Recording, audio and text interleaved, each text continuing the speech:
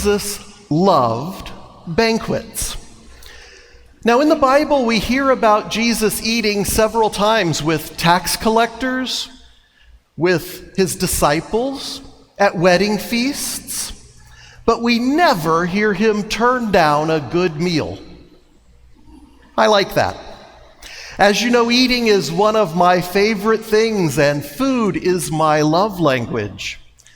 Preparing food, feeding others, sharing in friendship around a table, all of these are intrinsic to my very being, part of my personality, part of my soul. So I like the fact that Jesus also seemed to think it was important that we share together over a meal. Of course, Jesus also used them to teach. We usually don't see Jesus being just a guest at the feast. We see him being a very important guest with something important to say.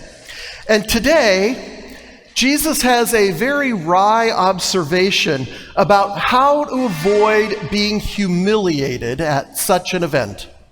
Choose the lowliest place, and nobody else can put you down. Now, he directed this very pragmatic advice to folks who are highly concerned about appearances, who need the recognition of the crowd that they are important. They want to hear the host say, "Friend, come, move up to a better place." And if that's ever happened to you, you know that it is a huge ego boost. Back in the days when I traveled a lot for business, one day I got on the airplane, headed all the way back to the back of the plane where my seat was located, and just a few minutes after I got settled, I heard over the PA system, "Mr. Perdome, please identify yourself." So I pushed the call button, wondering what was going on, thinking perhaps I had left something behind at the check-in process. And then I got a little concerned because a flight attendant came to the back of the plane and said, "Sir, gather all your belongings and come with me." Uh-oh, I'm in trouble. Well, this flight attendant very nicely escorted me down the aisle of the plane, pointed out a first-class seat and said, "Here's your seat for this flight." Wow, I thought, look at me. I got moved to first class. Now, of course, the reality here is the flight was oversold. They were simply trying to get as many people as they could on the plane, and I got chosen to be in first class. But wow, was I impressed with myself. But as Sister Mary McGlone writes, that's really not what Jesus is talking about. He didn't stop with this piece of ego-boosting advice to pat yourself on the back when you end up in the front of the plane. No, instead, although people had gathered for an ordinary Sabbath meal, Jesus told a story about a wedding banquet. Now, that's a sure sign that Jesus was talking about something more than the evening's meal. Wedding banquets were one of his favorite symbols for the reign of God. A wedding celebrates something new, something full of potential, something that on its own can completely change a community. And in that context, Jesus addressed his fellow guests as the probable hosts of dinners to come. When it's your turn, instead of new clothes and fancy foods, how about a whole new guest list? Now that got their attention. He suggested that they plan an escape from hosting the very ordinary kinds, routine events that they typically had, and instead host the most unlikely characters in the area. He wanted to startle those self-impressed diners into imaginative creativity. And what if everybody at that table took him up on his advice? Instead of the self-important, how about if they invited the union guy from down the street? the immigrant housekeeper who also watches children, or the kid who sweeps up the floor at the grocery store? What if each one of them were invited to bring a +1 to round out the guest list? Imagine the conversation around that table. What could happen? Eating together is an expression of our shared humanity.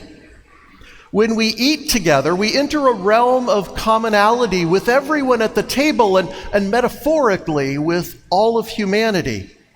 The varied people and perspectives that would be at this meal would remind the guests that God's creation blooms with luxuriant diversity. Many people, many perspectives, many experiences, but only one kingdom. After such a dinner, instead of worrying about whether we got the best position or gossiping about who was in a better position or who was in a worse position than we found ourselves, perhaps we would be filled with ideas and imaginations about things we had never perceived before. It's not hard to imagine Jesus in looking at a group like that saying, "This is the kingdom of God.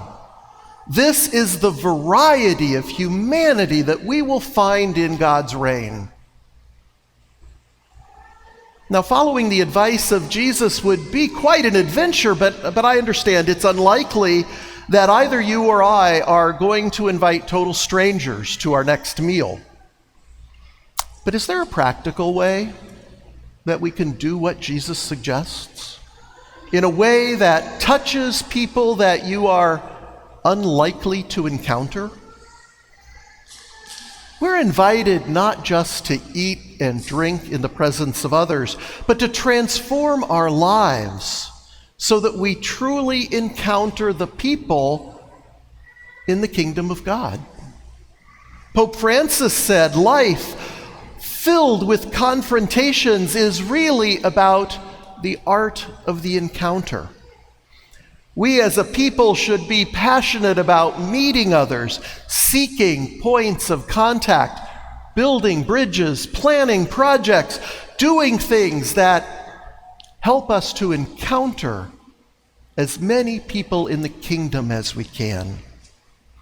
We need to be looking for ways to include everyone. So rather than being impressed with ourselves when we find ourselves at the front of the airplane, we need to give some consideration to who we're not inviting. Who we're not inviting, especially to this table, the table of the Eucharist. You know, we like to say that all are welcome, but I want you to give some thought to something. Today, who could walk through those doors and sit next to you in your pew and make you incredibly uncomfortable? Perhaps that's the person we need to invite. What can we do to make this happen in our lives?